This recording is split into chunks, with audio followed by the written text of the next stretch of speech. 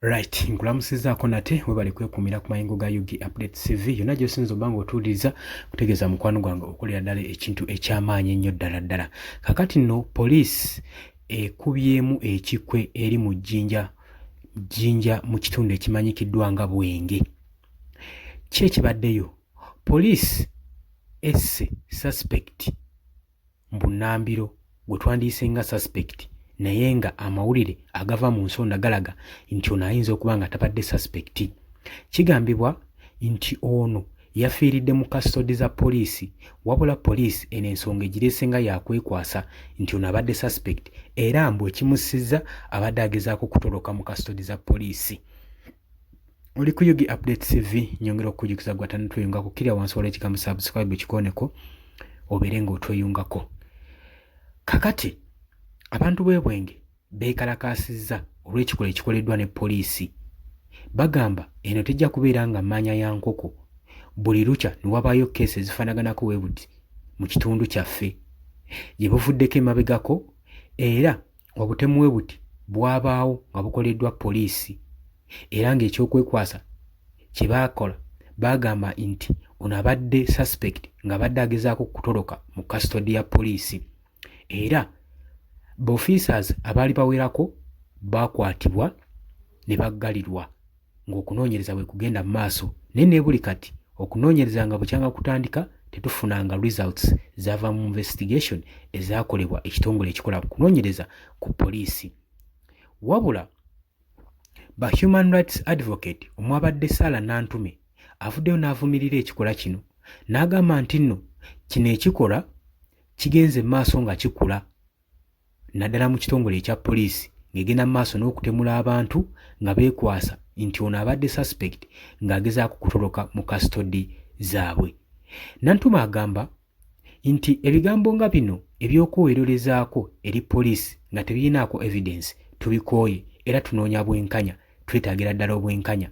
Ekiddiridde poliisi kukuba tear gas n'amasasi mu bbanga okugumbulula abeekalakaasa abadde baagala okugwa poliisi mu malaka ku lw'ekikolwa ekikoleddwa okutta omutuuze w'ekitundu ekyo eky'Ebwenge. Bino nno bibadde mu jjinja ng'omukwano gwange ali eyampuliriza. Kakati newankubadde ba human rights advocates bavuddeyo ne bavumirira ku nsonga eno, Robert Kyagulanyi Ssentamu omukulembeze w'ekibiina kya National Platform avuddeyo naye n'ayogera ensonga eno emuleetedde okuba nga agyogerako ng'akomentinga ng'agamba nti okunoonyereza kulaga nti mu ddungu lya Africa Sahara Desert nti abantu bangi battibwa n'ebitongole ebya poliisi nga beekwasa nti bano badde bagezaako kutoloka naye bonna boogera bigambo tewabaawo bujulizi evidence eraga nti nno bano badde batolose mu kastodi za poliisi kubanga gwe teeberezaamu emmundu zonna ne security eteekebwa ku kastodi za poliisi omusibe oba suspect ayinza atya okutoloka?